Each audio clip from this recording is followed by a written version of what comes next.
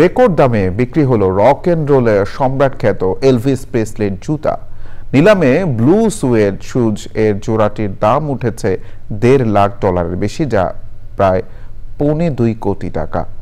Record দামে বিক্রি হয়েছে তারকা সঙ্গীত শিল্পী ফ্রেডি মার্কারির একটি পোশাকও। নাফিস ইফতেখারের রিপোর্ট। বিশ্বব্যাপী 1950 থেকে 70-এর দশকে তরুণ তরুণীদের চিত্ত দোলানো স্বপ্নপুরুষ হয়ে উঠেছিলেন Elvis Presley. King of rock and roll হিসেবে খ্যাতি পেয়েছিলেন এই হার্টথ্রব।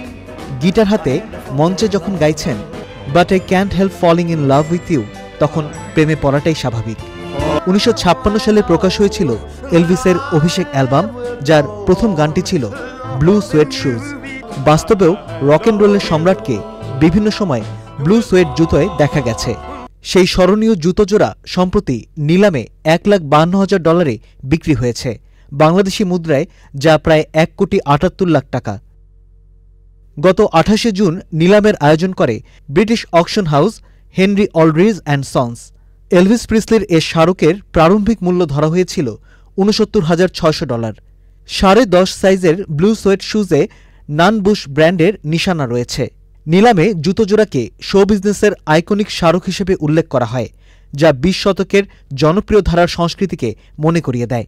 নিলাম ঘরের পক্ষ থেকে জানানো হয়, ক্যালিফোর্নিয়ার একজন সংগ্রাহক জুতো জোড়া কিনে নিয়েছেন। এই জুতো পরে একাধিক ইভেন্টে অংশ নিয়েছেন এলভিস প্রিসলি। একই দিন নিলাম ঘরটিতে বিক্রি হয়েছে আরেক মিউজিক আইকনের আউটফিট। রক কিংবদন্তি ফ্রেডি মার্কারির একটি পোশাক বিক্রি হয়েছে প্রায় $2.5 লাখ। ওই পোশাক পরে কুইনের বিখ্যাত music video I'm going slightly ম্যাডে অংশ নেন তিনি। Nafis Iftekhar, channel I.